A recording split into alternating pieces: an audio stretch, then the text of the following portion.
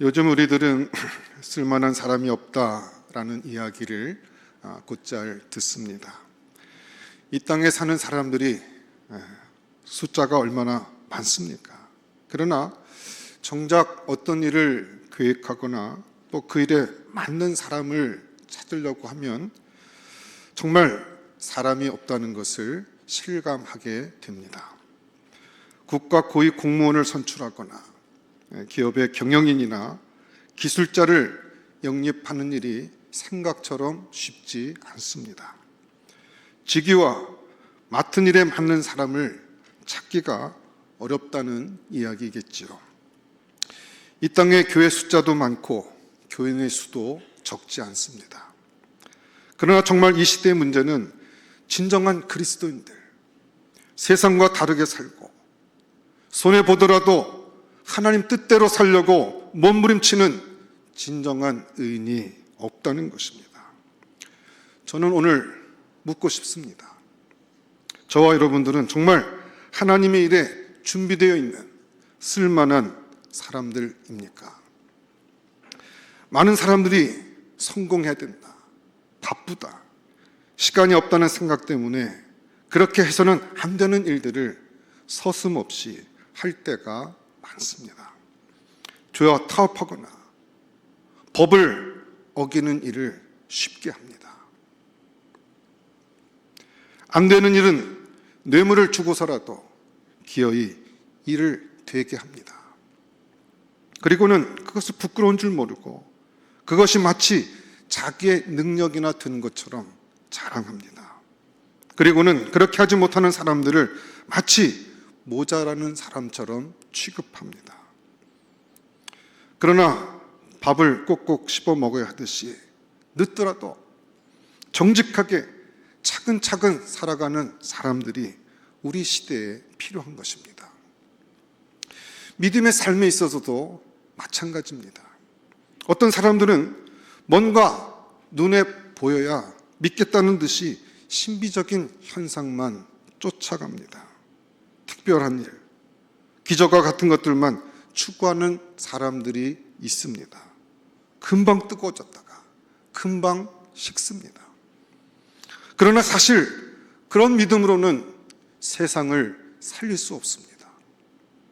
오히려 이상한 기적은 일어나지 않아도 차근차근 하나님 말씀을 배우고 순종하면서 기도로 삶을 살겠다고 결단하는 그런 정상적이고 균형 잡힌 성도들이야말로 지금 우리에게 필요한 사람들입니다. 왜냐하면 세상을 지탱하는 것은 교회 건물도 아니고 신변일이나 놀라운 기적이 아니기 때문입니다.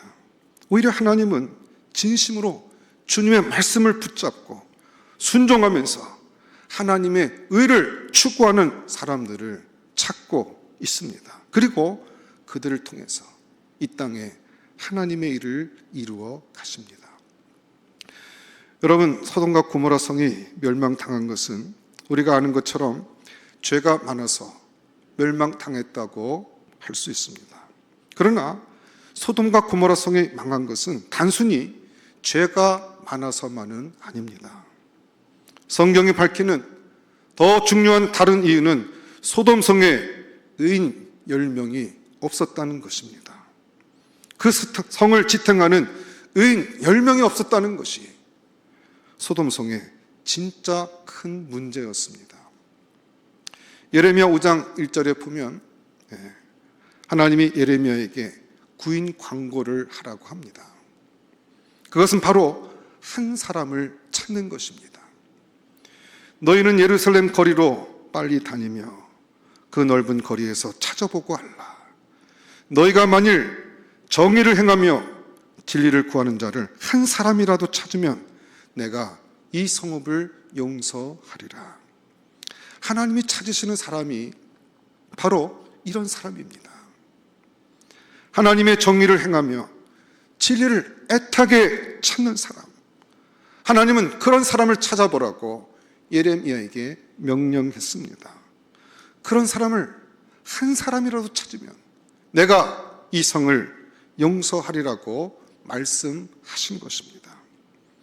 그런데 이르면은 온 예루살렘 거리를 샅샅이 조사하고 그 한 사람을 찾으라고 했지만 그런 사람을 발견할 수 없었습니다. 그런 사람이 한 사람이라도 있을 법한데 아니었습니다.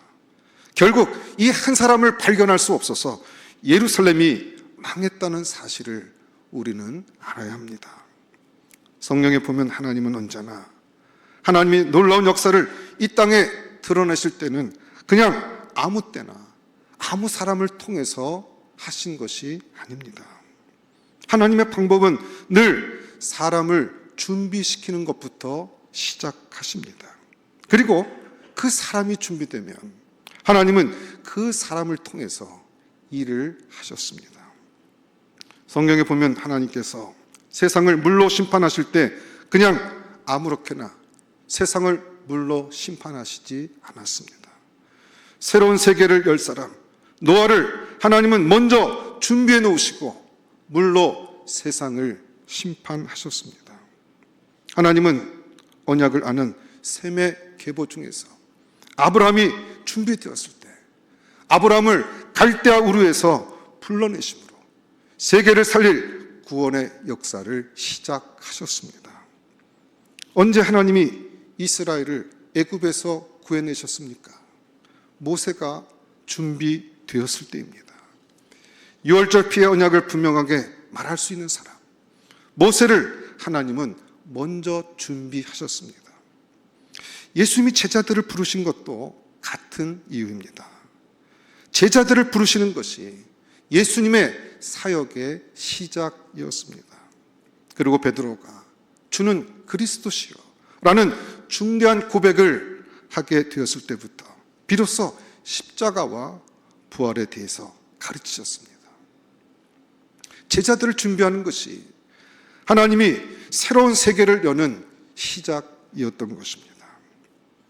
하나님께서 이 세상을 구원하시기 위해 메시아 그리스도를 보내실 때도 마찬가지였습니다. 하나님은 구원자를 보내시기 전에 사람부터 찾기 시작했습니다. 그래서 찾아낸 사람이 바로 저 갈릴리 나사렛 동네에 있는 요셉과 마리아였습니다.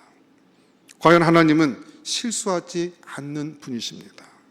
마리아는 하나님이 기대했던 것처럼 믿음의 여인이었습니다. 그는 주의 여종이오니 말씀대로 내게 이루어지이다 라고 고백하며 주님께 자신의 삶을 드렸습니다. 이런 마리아 굉장히 중요합니다. 누가복음은 주로 마리아를 중심으로 우리 주님 탄생을 기록하고 있습니다. 그러나 사실 더 중요한 것은 요셉입니다. 왜 그렇습니까? 당시의 상황으로 미뤄본다면 사실 마리아는 자신의 인생을 결정한 권리가 없었기 때문입니다. 자기가 아니고 정혼한 남편인 요셉에게 결정권이 있었습니다. 당시 유대 결혼 예식에는 세 가지 과정을 치릅니다. 첫 번째는 약혼의 과정으로 부모들끼리 결정하는 것입니다. 약속의 단계라고 할 수가 있습니다.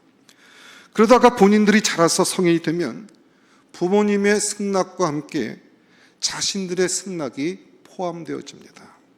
이것이 두 번째 과정인 정혼의 단계입니다. 그런데 이것은 결혼과 마찬가지로 법적인 효과가 있었습니다. 세 번째 단계는 정혼의 기간이 지나고 결혼하는 과정입니다. 정혼의 결과로 이제 예식을 진행하는 것이지요. 마리아에게는 지금 정혼한 남편 요셉이 있습니다. 마리아의 결단과 헌신보다 더 중요한 것은 남편의 용납입니다. 그래서 주님은 마리아를 위해 다윗의 자손 중에 남자를 준비해 놓으신 것입니다. 마리아 헌신처럼 마리아를 용납하고 감싸줄 수 있는 남자, 예수 그리스도의 탄생을 가능케 하는 믿음과 의로움을 가진 남자 요셉을 주님은 찾으시고 준비해 놓으신 것입니다. 그래서 오늘 본문이 이 요셉에게로 우리의 눈길을 돌리게 합니다. 하나님께서 찾으시는 사람, 요셉은 어떤 사람이었습니까? 첫 번째 무엇보다도 우리는 본문 말씀 속에서 우리의 눈을 번쩍 띄게 하는 단어가 있습니다. 그것은 요셉이 바로 다윗의 자손이라는 말입니다. 자, 20절 말씀 우리 같이 한번 읽어보도록 하겠습니다. 우리 큰 목소리로 같이 합독해서 20절 말씀 같이 읽어보겠습니다. 시작. 이 일을 생각할 때 주의 사자가 현명하여 이르되 다윗의 자손 요셉아 내 아내 마리아 데려오기를 무서워하지 말라. 그에게 잉태된 자는 성령으로 된 것이라. 여기에 보면 천사가 요셉을 다윗의 자손이라고 부르고 있습니다. 다윗의 자손이란 다른 말로 표현하자면 그가 언약 안에 있는 사람이라는 뜻입니다. 하나님은 그 조상 다윗에게 내 집과 내 나라가 내 앞에서 영원히 보존되리라고 이미 약속하셨고 또 이사야 선지자를 통해서 이새 줄기에서 한 싹이 나며 그 뿌리에서 한 가지가 나서 결실할 것이요라고 약속했었습니다. 하나님은 그 약속대로 이 땅에 메시아이신 예수님을 보내기로 했습니다. 그리고 다른 사람이 아니라 다윗의 자손 중에서 그 언약을 이룰 사람을 찾았습니다. 그래서 찾아낸 사람이 바로 요셉이라는 말입니다. 하나님은 일부러 다윗의 자손인 요셉과 그와 정혼한 마리아를 오실 메시아 그리스도의 육신의 부모로 선택하신 것입니다. 그러므로 여기 요셉이 다윗의 자손이라는 것, 그가 메시아 언약 안에 있다는 것은 굉장히 중요한 것입니다. 왜냐하면 하나님은 언약을 성취하시는 분이시기 때문입니다. 여러분들은 언약 안에 있으십니까? 언약 안에 있는 자와 언약 밖에 있는 사람은 너무나 다릅니다. 신문이 다르고 삶의 방식이 다르고 삶의 방향이 다르고 목표가 다릅니다. 복음을 아는 자와 복음을 모르는 자는 엄청난 차이가 있습니다. 만약 우리가 이 언약, 이 복음을 몰랐다면 우리는 방황하는 인생을 살았을 것입니다. 이 복음을 몰랐다면 죄책감에 시달리며 고통의 인생을 살았을 것입니다. 아니면 무당을 찾아가서 구술하거나 부적을 붙이거나 점을 치고 사주팔자를 보아야 할 것입니다. 많은 사람들이 이 복음, 이 언약을 모르기 때문에 지금도 방황하고 있는 것입니다. 그러나 우리들은 이제 그렇게 하지 않습니다. 왜냐하면 예수님이 그리스도이신 것을 알기 때문입니다. 복음 안에 들어왔고 언약 안에 들어온 사람이기 때문입니다. 그리스도인들이 세상을 이기는 능력은 돈이나 학력, 권력 때문이 아닙니다. 우리가 세상을 이기는 것은 오직 복음의 능력 때문입니다. 세상 사람들에게 어려운 일만 생겨보십시오. 아무 문제 없을 때는 내 주먹을 믿으라고 하던 사람들도 그 인생에 문제가 생기면 점집으로, 무당집으로 또는 큰 나무나 바위를 찾아 헤맵니다. 왜냐하면 그들은 언약을 모르기 때문입니다. 예수님이 그리스도라시는 인생 문제, 모든 문제의 해결자가 되신다는 사실을 그들은 모르기 때문인 것입니다. 그러므로 우리가 하나님이 찾는 그 사람이 되려면 이 복음을, 이 언약을 붙잡는 사람이 되어야 한다는 것입니다. 예수님은 그리스도로 이 땅에 오셨습니다. 여러분 그걸 믿으십니까? 십자가에서 인생의 모든 죄와 고통의 문제를 다 해결하셨습니다. 죄와 저주가 십자가에서 끝이 났습니다. 악한 영들을 꺾어버리셨습니다. 더 놀라운 것은 그 예수님께서 부활하셔서 지금도 살아 계신다는 것입니다. 그리고 무엇보다 지금 성령으로 우리와 함께 계시다는 것입니다. 여러분 하나님은 이와 같이 언약의 말씀을 붙잡는 사람들, 하나님의 약속의 말씀을 귀하게 여기고 그 언약의 말씀을 굳게 붙잡는 사람들을 찾고 계시고 그와 같은 사람들을 통해서 일하십니다. 오늘 본문에서는 우리가 발견할 수 있는 중요한 두 번째 단어는 요셉이 의로운 사람이었다는 것입니다. 자, 19절 말씀도 함께 읽어보도록 하겠습니다. 19절, 우리 본문 19절 말씀 같이 읽겠습니다. 시작. 그 남편 요셉은 의로운 사람이라 그를 드러내지 아니하고 가만히 끊고자 하여.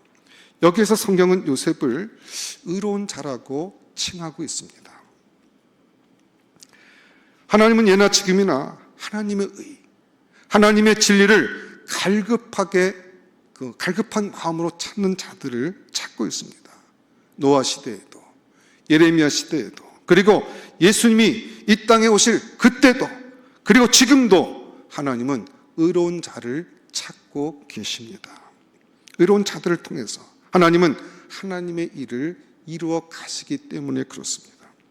세상과 다르게 살기로 결단한 사람, 그래서 정의를 행하고 진리를 갈급하게 찾는 사람들을 하나님은 기뻐하십니다. 그렇기 때문에 세상은 어두워지고 세상은 타락해도 저와 여러분들은 끝까지 이 의로움을 잃어버려서는 안 된다는 것입니다. 여러분, 그렇습니다. 하나님이 찾는 사람은 유명한 자, 성공한 사람이 아닙니다. 학식 있고 덕망 있는 사람이 아닙니다. 그가 무엇을 주장하거나 무엇을 설교하는가는 중요하지 않습니다. 실제로 정직하게 살고 하나님의 말씀에 순종하는가의 문제입니다.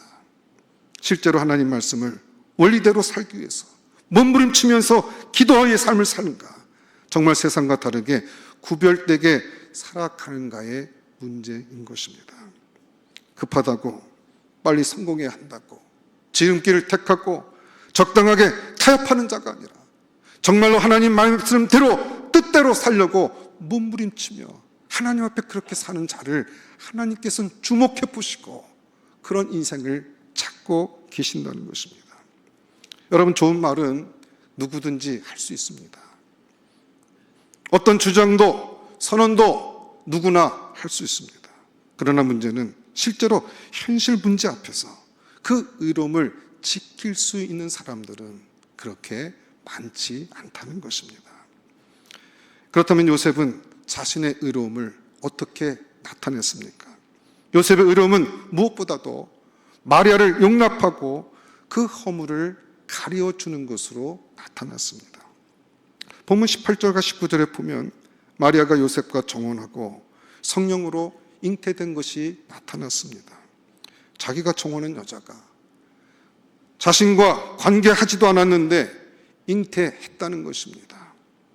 그런데 요셉은 의로운 사람이어서 이것을 드러내지 않고 가만히 끊고자 했다고 기록되어 있습니다. 사실 마리아가 수태했다는 것은 이게 보통 사건이 아닙니다. 이것은 율법에 저촉되는 일입니다. 신명기 22장 13절부터 21절에 의하면 이런 사람들은 돌로 쳐서 죽여야 합니다. 이 죽음을 피할 수 있는 유일한 길은 바로 남편이었던 요셉에게 달려 있습니다. 요셉이 용납하면 마리아는 살 수 있습니다. 그러나 요셉이 이 사실을 사람들에게 알리고 결혼도 하기 전에 마리아가 잉태했다고 한다면 마리아는 죽어야 합니다. 이때 요셉이 어떤 행동을 취했습니까? 성경에 보면 요셉은 가만히 끊고자 했다는 것입니다.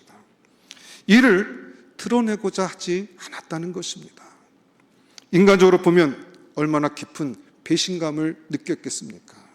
얼마나 분노심이 치올라왔겠습니까? 그의 치부를 드러내고 그녀를 돌로 칠 수도 있었습니다. 여기 계신 남자들이라면 어떻게 하시겠습니까? 또 우리 자신은 어떻습니까? 어떤 면에서는 남의 허물을 들춰내는 것이 얼마나 재미있는 일인지 모릅니다. 그래서 남의 허물을 보면 험담을 하고 흥분을 하고 거기에다 덧붙여 말하기를 좋아하는 것이 사람들의 일반적인 습성인 것 같습니다. 그런데 요셉은 그렇게 하지 않았습니다. 많은 생각과 고민을 했겠죠. 그래서 20절에서는 이 일을 생각했다라고 기록하고 있습니다. 요셉은 이 일을 깊이 생각했습니다. 아마 기도했을 것입니다. 그리고 속단하지 않고 하나님께 기회를 드리려고 한 것 같습니다. 그래서 드러내지 않고 가만히 끊기로 결단하게 된 것입니다. 여러분, 그렇습니다. 마리아의 허물을 드러내지 않고 덮어주는 요셉을 통해서 세상의 구세주 예수님이 태어나시는 기적이 가능해진 것입니다. 그런 의미에서 요셉은 성탄의 기적을 가능케 한 사람입니다. 저는 우리 교회에 이런 성탄의 기적이 일어났으면 좋겠습니다. 어디에 하나님께서 몸을 입고 오는 그 기적이 일어나겠습니까? 어떤 교회에 하나님이 원하시는 그와 같은 부흥이 일어나겠습니까? 요셉과 같은 사람들이 있는 곳입니다. 어느 만화 그 그림에 보니까 한 아이가 온몸에 흙탕질을 하고는 머리는 엉망으로 헝클어지고 물이 뚝뚝 떨어진 채로 집으로 돌아와서 자기 어머니에게 이렇게 말합니다. 나쁜 자식, 철식이가 내 숙제장을 찢어버리고 내 책들을 창밖으로 던져버리고 나를 진흙탕 속으로 쳐넣었어. 이 소녀는 목욕탕 욕조 앞에서 흙투성이의 옷을 벗으며 자기 어머니에게 의기양양하게 웃으며 이야기합니다. 그렇지만 나도 그 자식을 그냥 두지 않았어.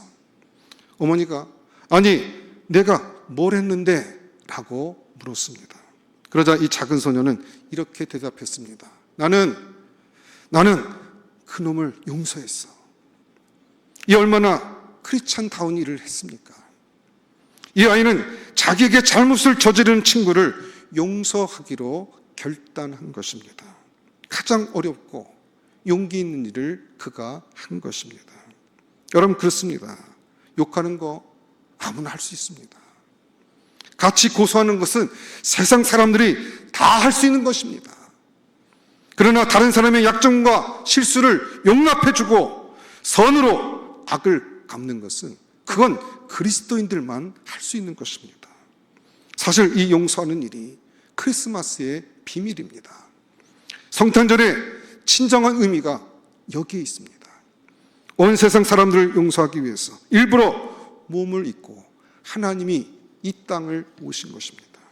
그 오신 하나님이 바로 예수 그리스도이십니다. 요셉의 의로움은 그것만이 아닙니다. 한 걸음 더 나가서 아내 마리아의 순결을 끝까지 지켜주었습니다. 25절도 한번 같이 읽어보도록 하겠습니다. 25절 같이 읽습니다. 시작.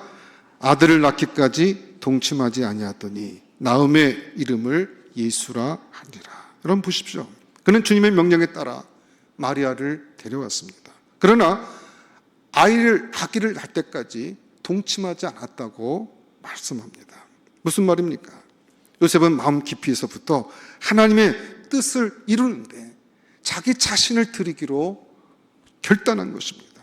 그래서 그는 자기 자신만 지키는 것이 아니라 마리아의 순결을 지켜주었습니다. 정말 생각할수록 멋있는 남자입니다. 의로움은 거룩함, 성결과 통합니다. 성결하지 않고는 절대로 의로워질 수 없습니다. 마땅히 피해야 될 것과 마땅히 따라야 할 것을 구별할 줄 아는 것이 성결입니다. 세상과 똑같은 삶에는 의로움이 없습니다. 불신자와 똑같은 욕구, 불신자와 똑같은 삶 속에서는 하나님이 기뻐 받으시는 의로움이 존재할 수 없다는 것입니다. 세상과 다른 것, 세상과 구별된 것으로부터 세상을 변화시키는 하나님의 역사가 시작됩니다. 여러분 그렇습니다.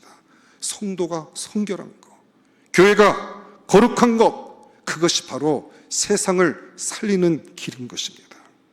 요셉이 마리아의 순결을 지켜주었다는 것은 이 시대 남성들에게 너무나도 필요한 부분입니다. 내 욕심대로, 그냥 내 정욕대로 행하지 않았다는 것입니다. 요셉은 하나님 앞에서 자신을 절제할 수 있는 그와 같은 삶을 살았던 것입니다. 이런 요셉의 의로움을 통해서 성탄의 기적이 일어난 것입니다. 세 번째, 우리는 요셉에게서 순종의 삶을 배우게 됩니다. 요셉은 하나님을 철저하게 신뢰했습니다. 그리고 그 신뢰를 바탕으로 하나님 말씀을 절대적으로 순종했습니다. 사실 요셉은 하나님께 할 말이 많았을 것입니다. 그런데도 성경에서는 요셉이 하나님 말씀에 철저하게 순종했다고 기록하고 있습니다. 마리아를 데려오라고 말할 때 요셉은 아무 말 안 하고 그냥 예라고 대답합니다. 그 이름을 예수로 하라. 그때도 요셉은 아버지의 권리를 포기한 채 예라고 대답합니다. 아들의 이름만큼은 내가 지을게요. 이렇게 얘기하지 않았습니다. 애굽으로 피난 갈 때도, 그리고 다시 나사렛으로 가라고 할 때도 요셉은 모두 예라고 대답합니다. 요셉이 무기력하게 보이십니까? 그렇지 않습니다. 요셉은 철저하게 하나님을 믿고 순종한 용기 있는 사람입니다. 진정한 믿음이 있는 사람이 순종할 수 있기 때문에 그렇습니다. 만약 하나님께서 마리아가 잉태하기 전에 나타나셔서 요셉아, 이제 곧 내가 내 아내 될 사람 마리아가 잉태될 것이다. 그래도 걱정하지 말아라. 그것은 성령께서 그렇게 하신 것이다 라고 미리 말해줬다면 얼마나 좋겠습니까? 그렇다면 고민할 필요도 없고 마리아에 대한 오해도 하지 않았을 테니까 말입니다. 그러나 하나님은 그렇게 하지 않았습니다. 왜 그럴까요? 성경에 보면 이런 일들이 참 많습니다. 아브라함이 이삭을 바칠 때도 양이 미리 준비됐다고 말씀해 주셨다면 얼마나 좋았겠습니까? 여리고성이 무너질 때도 한 바퀴 돌 때마다 우레소리가 나고 성이 조금씩이라도 무너지기 시작했다면 여러분 얼마나 좋았겠습니까? 그러나 여리고성은 마지막 날, 마지막 바퀴를 돌 때까지도 아무 일도 일어나지 않았습니다. 왜 그렇습니까? 하나님은 믿음의 온전한 행동, 순종하는 자를 찾아서 하나님의 기적을 보여주시기 원하시기 때문입니다. 하나님의 기적은 언제나 하나님을 전적으로 신뢰하고 하나님 말씀을 순종할 때 그 기적이 일어나는 것입니다. 어떤 사람들은 자기 생각에 맞아야 순종합니다. 또 어떤 사람은 이해가 돼야 순종합니다. 또 어떤 사람은 심지어 자기 기분에 맞아야 말씀에 순종하려고 합니다. 그러나 여러분, 성경 어디에서도 하나님께서 우리를 이해시키고 설명을 다 한 다음에 이제 알겠느냐? 그렇다면 순종해라. 이렇게 말씀하신 적이 한 번도 없습니다. 아브라함이 갈대우를 떠날 때 하나님은 그 아브라함을 설득하거나 하나님이 하실 일을 설명하시지 않았습니다. 오히려 아브라함은 갈 바를 알지 못하고 떠났습니다. 그냥 순종했습니다. 어떤 의미에서는 다 이해하고 다 알고 하는 것은 진정한 순종이 아닐 수 있습니다. 순종은 하나님을 믿는 행위입니다. 하나님이 완전하시다는 것을 믿는 것입니다. 지금 내가 이해하지 못한다 할지라도 하나님 본질적으로 사랑의 하나님이시기 때문에 내게 가장 좋은 것을 주실 줄 믿고 그 하나님의 인격과 하나님 전체를 믿고 하나님 말씀에 순종하는 것입니다. 성탄의 기적은 바로 요셉이 하나님을 전적으로 신뢰하고 그 말씀에 순종했기 때문에 가능한 것이었습니다. 오늘 요셉처럼 하나님을 신뢰하는 사람이 누구입니까? 하나님 말씀에 전적으로 순종하기로 결단하는 사람이 누구입니까? 그러므로 오늘 저와 여러분들은 내 기분에 맞아야 순종하겠다고 하는 어리석은 말을 버리고 내가 이해해야 순종하겠다는 교만도 버리고 하나님의 말씀에 철저하게 순종하기로 결단해야 하는 것입니다. 요셉은 하나님을 신뢰하고 순종함을 통해서 하나님께 향한 자신의 의를 드러냈습니다. 여러분 보십시오. 성탄의 기적이 요즘같이 어려운 이때에 우리에게 가장 필요한 것입니다. 구원자 예수님께서 오셔서 절망 가운데 있는 사람들에게 참 소망이 되고 우리 인생에 갖고 있는 이 수많은 문제들에 예수님이 우리 인생의 답이 되어주셔서 우리가 갖고 있는 모든 갈등과 문제와 그리고 우리가 처한 모든 그 어려운 환경 속에서도 주 예수 그리스도가 나의 인생의 답이 되어 주시고 나와 함께 하시로 말미암아 그 주님과 승리하는 믿음의 삶을 사는 것, 저와 여러분이 살아야 될 믿음의 삶의 내용인 것입니다. 그렇다면 누가 하나님이 찾으시는 요셉과 같은 사람이겠습니까? 하나님의 언약 안에서 예수님만 바라보는 사람이 누구입니까? 모든 사람이 자기의 이익에 예민하고 손익을 따질 때 남의 허물을 가리워주고 하나님의 뜻에 조용히 순종할 수 있는 사람은 누구입니까? 하나님은 그런 사람들을 통해서 성탄의 기적을 이루셨고 또 그런 사람들을 통해서 하나님의 기적과 같은 일들을 행해 나가실 것입니다. 하나님이 찾으시는 그 한 사람이 되고 하나님이 지금도 관심을 갖고 바라보시는 그 대상으로서 저와 여러분이 하나님의 주목을 끌고 또 하나님의 인정을 받고 그래서 하나님께 쓰임받는 자로 주 앞에 설 수 있는 우리 베델의 전가족이 되기를 주님의 이름으로 축원합니다. 기도하겠습니다. 하나님 감사합니다. 요셉의 절대적인 믿음과 헌신을 통해서 성탄의 기적이 일어났던 것처럼 주님께서 우리를 통해서 또 놀라운 기적을 일으키실 수 있도록 우리의 삶이 주 앞에 주님이 찾으시는 그 한 사람이 되며 주님의 관심을 끌고 또 주님의 마음을 헤아리고 주의 뜻을 이루어 드리는 자로 주 앞에 쓰임받는 저희들 모두가 될 수 있도록 은혜 허락하여 주시옵소서. 그 놀라운 기적의 현장 속에 하나님께 아름답고 귀하게 쓰임받는 믿음의 삶으로 살아가는 베델의 전가족 될 수 있도록 주님 은총을 허락하여 주시옵소서. 귀한 것 감사하고 예수님 이름으로 기도드렸사옵나이다. 아멘.